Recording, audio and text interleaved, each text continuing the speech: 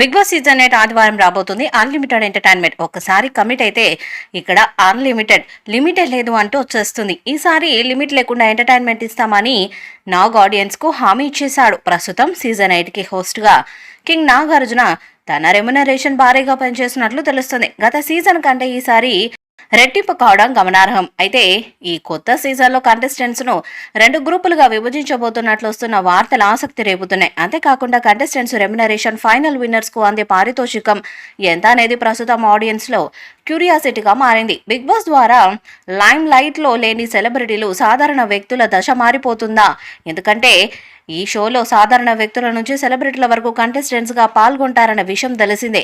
మరి సాధారణ వ్యక్తులు ఈ షోకి వచ్చాక బిగ్ బాస్ హౌస్ ఇచ్చే పారితోషికంతో వారి దశ మారిపోతుందా? అసలు రెమ్యునరేషన్ ఏ రేంజ్ లో ఇస్తారన్నది ఆసక్తిగా మారింది. బిగ్ బాస్ కంటెస్టెంట్స్ కి ఇచ్చే రెమ్యునరేషన్ వారి సోషల్ మీడియాలో ఫేమ్, బయట వారికి ఉండే పాపులారిటీ బట్టి అంచనా వేస్తారు.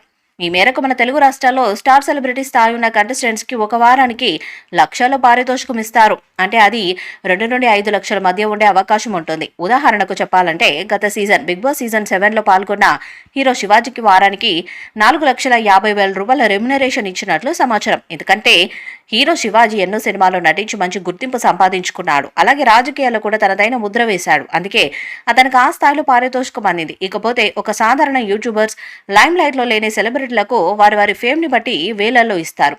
ఉదాహరణకు చెప్పాలంటే రైతు బిడ్డగా కామన్ మ్యాన్ గా వచ్చిన పల్లవి ప్రశాంత్ కు ఒక వారానికి 1,00,000 లోపు ఇచ్చినట్లు టాక్ వినిపించింది.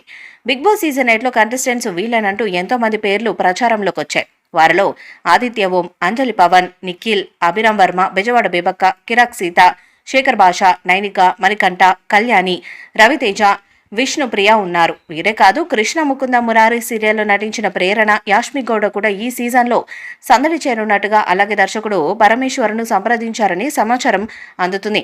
మొన్నటి వరకు అయితే మొఘల్ రేకులు ఫేమ్ ఇంద్రనీల్ కూడా బిగ్ బాస్ కు రాబోతున్నాడని ఓ వార్త వైరల్ అయింది. దీనిపై ఇంద్రనీల్ తన యూట్యూబ్ ఛానల్లో స్పందించాడు. అతడు మాట్లాడుతూ బిగ్ బాస్ టీం నన్ను సంప్రదించిన మాట వాస్తవమే, కానీ నాకు ఆసక్తి లేదని చెప్పేశాను.